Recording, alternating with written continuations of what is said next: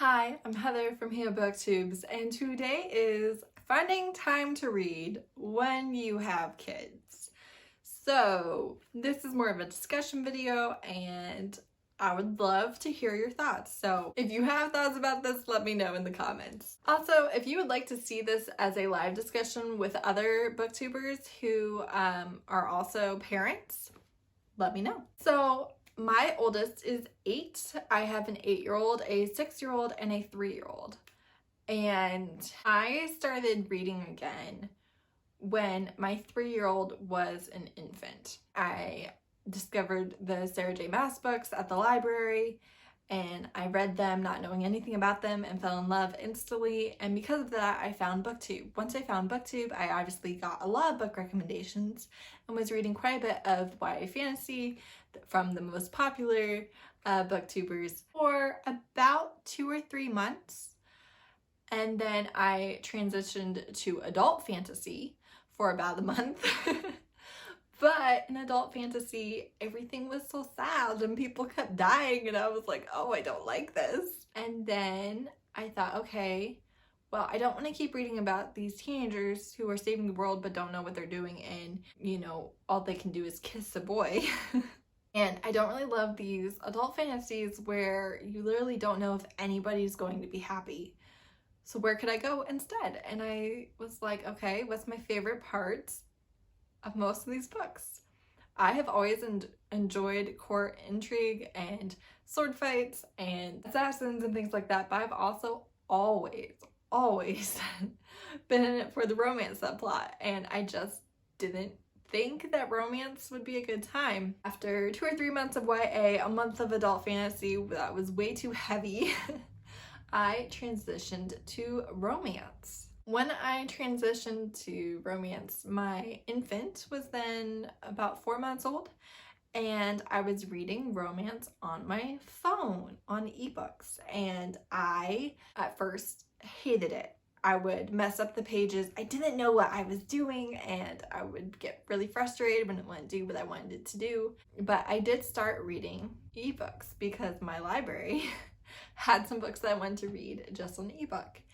And that changed the game for me. So basically the first 5.5 years of having kids, I didn't really read a lot of books, and it was because I was trying to read books physically.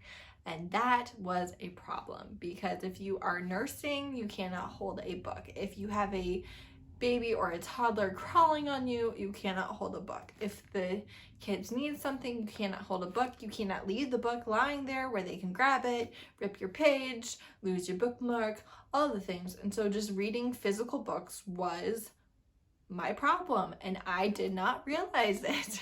So my number one tip for reading when you have kids is to read digitally. Obviously, a lot of people love audiobooks. I personally don't listen to audiobooks, or have not listened to audiobooks, because I either cannot hear the book because my children are making noise, or I'm annoyed with my children because they are making noise and being kids when I'm trying to listen to the book. And so I was having trouble enjoying it, and I was just feeling irritated by it. So the couple of times that I tried were all that I've tried. So I don't actually listen to audiobooks. Obviously a ton of people do, but I do read ebooks, and that has been the thing that has allowed me to do it. Obviously reading on your phone is not great for your eyes, so it is best to get an e-reader of some sort, but if your phone is all you've got, your phone is probably in your hand anyways. Read an ebook instead of going on social media. That is my advice. Instead of going on social media for your escape from being a parent of small children, go on your phone and read a book. That's my number one advice, because you're probably going to be on your phone anyways. That being said, the power of a minute, guys. If a project takes 5 hours to get done, and because of your kids or your schedule or whatever, you're not ever gonna have 5 back-to-back hours to get that project done, do it in minutes. Do it in your 5 minutes here and your 15 minutes there. If you have a whole hour, great. But if you never get that big chunk of time, you can still get the thing done in tiny chunks of time in between other things. And that is something that you can do when you have kids. Do you ever know, when you have small children especially, you don't ever know when you're gonna have to stop what you're doing immediately and go and do something for them, right? Maybe a diaper needs changed. Maybe there was a small disaster. Maybe there was an injury, or maybe your child is just very clingy and needy that day. Maybe they don't feel well. Maybe it's just one of those days. Because you never know when those things are going to happen, you can't necessarily plan on being able to read, but you can read in between all those things. You can read in the little minutes. You do not have to have an hour plus to get reading done in order to pick up your book, especially if it is an ebook. I'm telling you that this is my number one advice. Read ebooks, because it's not that you cannot read physically, it's just going to take you forever and be a frustrating experience because you're constantly having to put it down. In that way, in doing things in the minutes and in reading instead of doing social media, you gotta prioritize reading. If you want to read, if that is a desire for you, if that is truly something that you are just wanting to do and you haven't been able to because of kids, prioritize it. Read after their bedtime. Read before they're awake. Read when they're having their screen time. Prioritize your reading. And when I say read when they have their screen time, use screen time. Obviously, sometimes we have to use screen time to get things done, but you can also use it to read. And I'm not advocating for anybody to have their kids on a screen all day long every day. Not saying that. But I am saying if you are sitting on the couch watching a cartoon with your toddler, you can also be reading a book, an adult book. So a big thing that I think is so incredibly helpful to reading when you have kids is to minimalize your possessions, minimalize your things. If they have 900 items of clothing that your toddler can take out of her closet and throw all over the floor, they're gonna take all 900. If there's only 10 in there, it's a much smaller project for you to clean up after them. Same thing with toys, same thing with papers, same thing with books. If there are not as many things for them to drag out and leave everywhere, there are not as many things for you to go and have to take care of. Obviously, housework is always going to exist. You cannot minimalize your way out of housework, but you can make cleaning up significantly easier. And if you're not having to use so much of your time picking things up, you can use some of the time that you are saving to read. Another thing that I do is I choose days to not get anything done. Sometimes I know the only thing that's going to happen is that my kids are fed and the one that's not potty trained is going to get changed, and I'm going to make sure that all is well in their world, but ultimately it's going to be a lazy day and I'm going to spend that day reading. And I do. Sometimes that's because I don't feel well. Sometimes it's just because doing the same thing every single day is not great. And if you are feeling overwhelmed with all of the things that you have to do, sometimes just saying, okay, I'm not doing them today is a helpful thing. Also, I would recommend taking shortcuts. What do I mean by that? Maybe you use paper plates. Maybe you are on purpose just having chicken nuggets for lunch. Maybe they're just going to eat rolled up lunch meat and blueberries and a slice of cheese and a thing of veggie straws. Getting their lunch ready took you 5 minutes instead of 30 or 45 minutes, and you're doing that so that you can either get something else done or so that you can prioritize self-care, and a lot of times that can be reading. I'm not saying don't ever cook for your family, and obviously everybody has different priorities. I used to cook 3 meals a day, and when I tell you that the amount of hours I've cut out my day by just not doing that, by kind of just cooking 1 meal a day, it's like a huge amount of time that has been saved for me that I can allocate to, is that the word I want? Allocate? Don't know. Honestly don't know. Like, brain is not there. But saving that time is something that I'm able to use for reading, whereas before that time wasn't available to do anything because it was used on cooking and washing dishes, which I hate so much. Another possible shortcut that you can take is having your kids play on their own.